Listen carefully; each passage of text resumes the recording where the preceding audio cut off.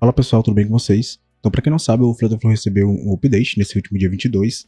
Então, temos aqui a versão 5.0.8 e também ele atualizou aqui para a versão do Flutter, que é a 3.24.2. Dentro desses updates, quero destacar aqui o lançamento do novo widget, que é o widget Flex. Vou pesquisar ele aqui.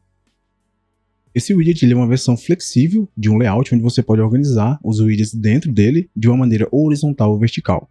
Ele vai conter aqui a mais, né? Vocês podem ver que ele tem as mesmas propriedades da coluna e da linha, e também de outros widgets, porém ele acrescenta a propriedade flexível. Essa propriedade ela indica o direcionamento do alinhamento dos widgets dentro dele. Quando você define ela como verdadeiro, marcando essa opção, os widgets eles são organizados horizontalmente. Vocês podem ver que aqui embaixo ele já muda as propriedades.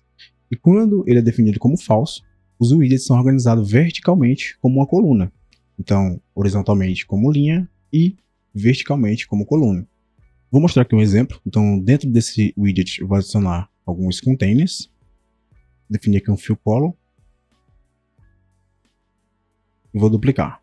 Então, aqui na propriedade, a gente tem essa opção, né? É horizontal. Então, quando você marca, ele vai transformar aqui em formato de linha, né? E podemos dizer que ele alinha dessa forma. E quando eu desmarco, ele organiza verticalmente.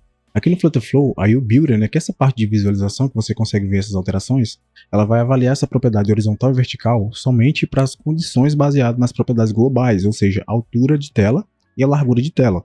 Então a gente vai definir aqui, vou clicar nessa opção, Conditionals, Single Conditional, eu vou colocar aqui propriedades globais.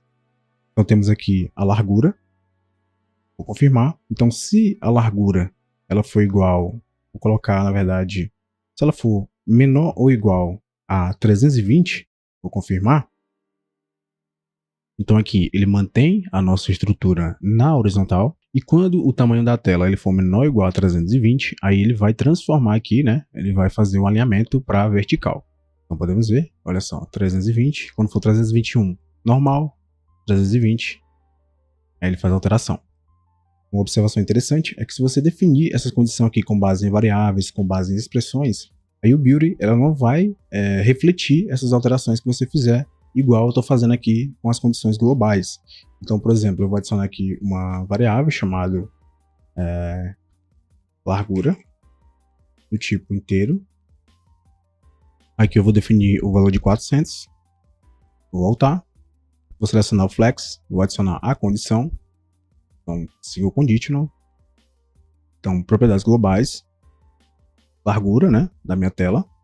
Então se a largura da minha tela ela for menor ou igual ao meu appState largura, que foi a variável que a gente criou, eu confirmo, eu não consigo, né, visualizar essas alterações. Pode ver que a nossa UBuilder ela não reflete, ela não reconhece a variável, né, o valor da variável. Porém, quando você vai compilar, essa condição ela é reconhecida. Então a minha aplicação fez o carregamento aqui, ficou meio desorganizado, mas fez o carregamento, né, com base nas condições. Então quando eu clico aqui em outro dispositivo, a gente pode ver que ele vai alterar. Então pessoal, o Flex ele é útil quando você precisa de um layout que se ajuste dinamicamente a diferentes tamanhos e orientações de tela. Então, por exemplo, você pode querer organizar os elementos em uma linha em dispositivos maiores e em uma coluna em dispositivos menores. Esse novo widget ele traz novas formas de trabalharmos com telas responsivas e com certeza vai ajudar bastante. Em resumo é isso. Espero que vocês tenham gostado. Grande abraço. Até a próxima.